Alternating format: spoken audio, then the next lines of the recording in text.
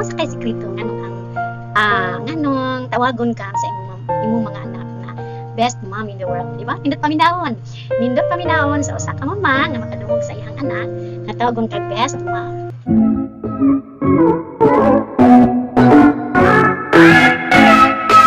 Hi! Welcome to my YouTube channel. Yan na punta karon kay magisgot na punta mahitungod sa papel sa isa ka inahan.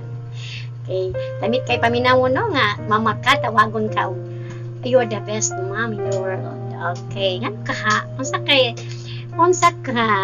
ka nimo imong mga anak anong tawagon kag best mom? Dili tanan mga anak mo tawag best mom. Ngano man gitindi na sa imong pagpadako. Okay, so nindot na nga topic. Okay, base sa akong experience, nakasuway na gayon ko sa mga anak kana silang lima. Nakaingon na sila, mama, unsa ka sila kung dili sila ako ang ilahang mama. Yes, so meaning success ko sa mga anak. Now, di tanan mama nga makamao mudala sa mga anak. Tinuod o dili? Yes, tinuod na. So kailangan jud tang inahan na atay sikreto unsaon nato nga mahimo silang mo success nga buutan og masinulundon. Magmahal na sila. Bisig asang suok ni kalibutan na manglakaw sila, di gid na kalimot sa imong pagkainahan, sa imong unsa ka nga pagkainahan sa ilaha. Ang sikreto nganong tawagon kag best mom in the world.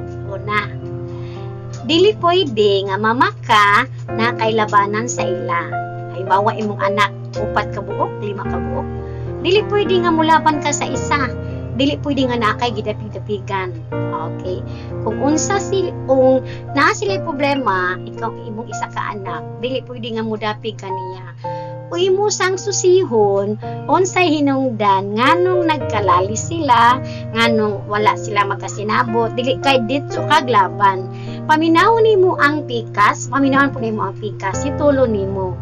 Kay paghuman imong istoryahon, mayan kay imong isulod sa ilang isip nga bisan pa unsay mahitabo ning kalibutan na magsuon jud sila. No, dili jud pwede nga kanang yung ka nga mo si kuan isipok mangisa man nimo na. No, kailangan jud nang imo sang paminawon ang isa si Ate Baron or si Kuya. Ito kay suko padayon mulaban din kay mo sa isa ka anak. Maunay unang sikreto. Kaduhang sikreto, dili ka magpakita sa imong anak kung na kay problema nga luya ka. Okay? Example, no? 2006, ang father sa akong mga anak nga 5, namatay siya sa pulis. Okay. Kabalo ba mo, guys? Pagkamatay sa ilang papa, dili jud ko muhilak sa ilang atubang, di ko magpakita. Naghaya na, gihaya na. Pero di na ako ipakita ang gabako-bako ko diha sila sa atubangan sa lungon. Ako gadyong aguntahon. Kay dili ko gusto nga ako ba dya ilahang giasahan nga mulig-on sila o dya magpakita na nung kong magdangoy-ngoy. No. Ang gihimo, pag matulog na ang mga bata, diha pa ko maggilak-kilak sa atiyang atubangan. Mayroon pa ko nga, dili ka patas, imo kong gibiyaan 5 ka bukang anak. Dili ako ipakita nga nagluya ko. Nga naman, maluya po sila. So, ipakita na ako, maski muna na ako, di jud ko magpakita nga naluya ko. Ano man, maluya po sila. Dili sila may mo strong. So mo na sikreto. Ikatulo, ayaw ang anak kasabi kung na ay laing tao, kung na ay nakadungo.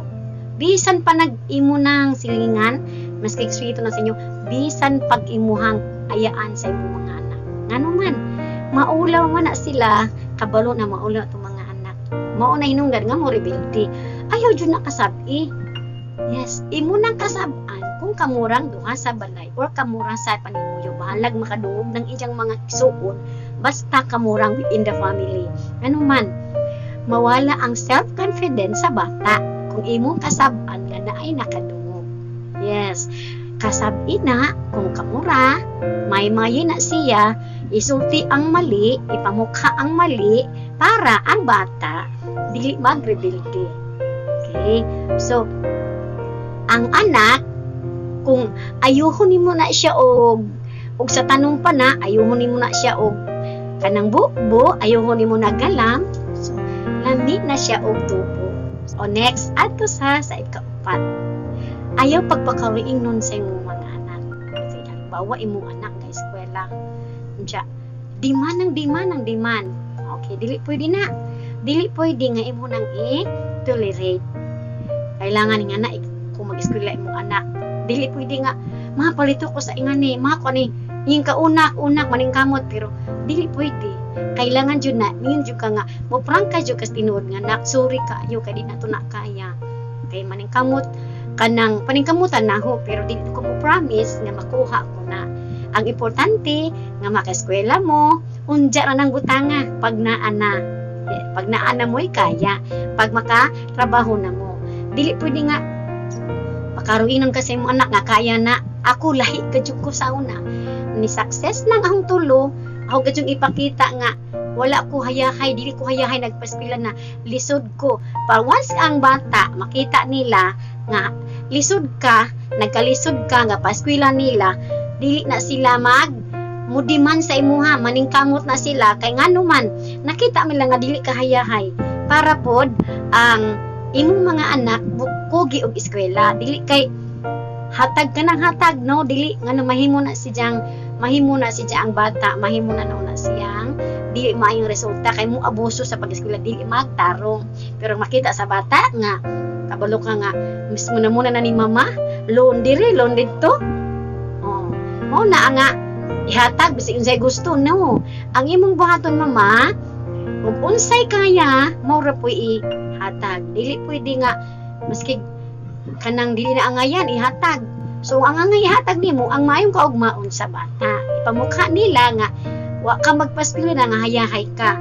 Kailangan makita sa bata nga unsa ka kalisod nagpaeskwela nila aron maningkamot pod sila. Ito sa ikalima. Ang ikalima, isip usa ka mama ang sikreto nga no imong anak panggaon ka. Ipadaplay sa nato atong gusto. Ang atong siyempre kitang mama natay gusto lami nga kurtina, lami mga gamit sa balay, lami tag balay, usa pa nga mga atong mga needs sa atong sarili or sa atong pamilya. Daplin sa na siya. Unahon sa nato ang pagpaedukar sa atong mga anak. Yes. So, kailangan din nato ang atong mga anak maedukar. Kay pag abot sa kita na po'y matigulang, siyempre, di tanan panahon nga inahan ka askil kaglawas. So, pag abot sa panahon, matigulang ka, na ay anak, nga imong kasandigan, na ay anak nga mo sa pupuni mo. Kaya di naman tanan panahon ibol ka. May magparaka sa mga empleyado sa gobyerno nga naa kay pension, or unsa pa naa kay paabuton, or wise ka, nagbangko ka, or naa kay insurances nga giapilan. Unya, og mama ka, nga wala kay wa ka ka-afford og pagpundo para sa imong future, matiguang ka, kadtod kay na kay mga anak. So, ang imong mga anak, mao na imong investment. Pag matiguang ka, di na makalantaw sa imo, di ka pasagdan. Nga naman, ilamang kanggi, ilim imo manggi, paedukar. No? So, kailangan dyan na, buhaton ang tanan, isip o sa kamama, or ginikanan, na magpaedukar sa imong mga anak. Bahalag nagkalisod karon, asar na, kapahuman na kanila, bubati na ka o kahayahay. No? Ano man, luoy man kaayo og kanang matigulang ka, unsay mo mga anak wa ka pa eskwela. Unsya, kung magkapamilya na sila, wa nimo mapa-eskwela, musugod ka nga ipunan ka pag matiguang na ka, imbis kay di na kaibon mo trabaho na nanon kay mga anak mo ipon, na nanon kay mga apo makanon mali. So, ipaedukar nimo, buhaton nimo ang tanan para sa imong pagpa-eskwela sa imong mga anak, para imo mga anak makapatulong mayong kaugmaon. Ito sa ikaunom. Ang ikaunom, importante po di siya. Nganuman, kung ang imong anak, tuwa na sa layo, na humana, na narbaho na, kailangan jud na, di kay, moray imo'y kumusta na, naunsa na kadiha kung hapit na magpadalag kwarta. So, kailangan jud na, ikaw inahan, every day, every morning, or kumahe mo pa lang, untag o hapon, kumustahon nimo, malipay na sila. Ano man, alam yung hanibanis mama, hanibanis papa, o di ko magpada kwarta hapit, di pa makadumdum na ako, kung naunsa na ba ko din, nanarbaho, no, kailangan dyan na, nga imong anak, imo perminti kumustahon. Kung kumusta na, love you na, naon sa nakagana, pag-amping dara. So ang bata, ganahan po imong anak, ganahan po na nimo. Nganuman, ay salamat si mama. Nakadumdum dahil na ho, abi na ko mura ikadumdum, huwag mapadala ko kwarta. So kailangan dyan na, no? Imong pangumustahon ng imong anak, kailami dyan kang kanang lagyo tud mo, pero nag-always communication gapon mo mag-ina or mag-ama or unsa pa man member sa imong family para dili malayo ang imong anak maskig tuon na sa nagtrabaho sa layo magpabilin sa iyang kasing-kasing nga maskig dagko na sila pinangga gyapon ni imong mga anak. But not the less nga tips o sikreto ang una nimong ang maayo nimong itudlo sa imong anak kanang dagkog kahadlok sa Dios. Yes, kanang imong anak may nadlukon, may nampuon, hinimbahon, or kanang dapat isud nimo silang isip na unsa may imong gibuhat tanan nimong mga lihok na Dios nga tanaw. Kay bisan pag unsaon nimong istorya wala na masilsi silang hunahuna, wala na gyapon epekto. Tanang mga sikreto ang ipanulti na mo-effect na siya kung aduna kay balaang kahadlok sa Dios. Mo na pinaka-importante. Kung aduna kay balaang kahadlok sa Dios, may nadlokon ka sa Dios, carried na tanan mga sikreto. Tanan na siya mo carried na siya. So mo na siya pinaka-importante. Kay once ang bata may nadlokon sa Dios, mahimo na siyang good citizen. Right. Dili na ka problema. Bisan pag-asa-asa siya ning kalibutan na malayo man na sa imong kiliran, once nga manadlokon sa Dios, di na ka mahadlok, kampante na ka. Tinuod o dili? Yes, tinuod na. Kay once ang bata duo sa Dios, may nampuon, manadlokon, na mold nimo na sa gamay pa na pagdako pag-abot sa panahon. Mao nay matawag kag best mom in the world. Watching, please don't forget to subscribe and click the notification bell and see you for the next vlog. Bye bye.